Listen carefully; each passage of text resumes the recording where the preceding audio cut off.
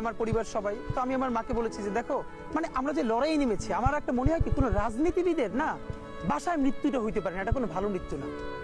যিনি রাজনীতি করেন, যিনি লড়াই করেন, যিনি বিপ্লবী, যিনি সংগ্রামী, তার মৃত্যুটা হবে একটা সংগ্রামের মধ্য দিয়ে, একটা রাজপথে, একটা গ্লোরির মৃত্যু। আমি তো ভীষণভাবে প্রত্যাশা করি, আমি ছোটবেলা থেকে এই স্বপ্নটা দেখি, অনেক জায়গায় বলেছি, যে একটা তুমুল মিছিল হচ্ছে অন্যায়ের বিরুদ্ধে, সেই মিছিলের সামনে আমি আছি, কোনো একটা বুলেট এসে আমার বুকটা হয়তো বিদ্ধ করে দিয়েছে, এবং সেই মিছিলে আমি হাসতে হাসতে আমি শহীদ হয়ে গেছি। এবং সবাই যখন মৃত্যুটাকে ভীষণ ভয় পায়, আমি তখন হাসতে হাসতে আল্লাহর কাছে ভীষণ সন্তুষ্টি নিয়ে পৌঁছতে চাই যে আমি একটা ন্যূনতম ওই জীবনটা লিড করতে পারলাম, যে আমি একটা ইনসাফের হাসি নিয়ে আমি আমার আল্লাহর কাছে পৌঁছতে চাই। সুতরাং আগামী 50 বছর বাঁচলাম, কোনো ইম্প্যাক্ট তৈরি হলো না আমার দিয়ে, দেশের জন্য, রাষ্ট্রের জন্য, উম্মার জন্য, জাতির জন্য। কিন্তু আমি ধরেন 5 বছর বাঁচলাম, সেটার মধ্য দিয়ে যদি আগামী 50 বছরের ইম্প্যাক্ট তৈরি হয়, তাহলে অনেকদিন বেঁচে থাকায় কি সাফল্যের বলেন?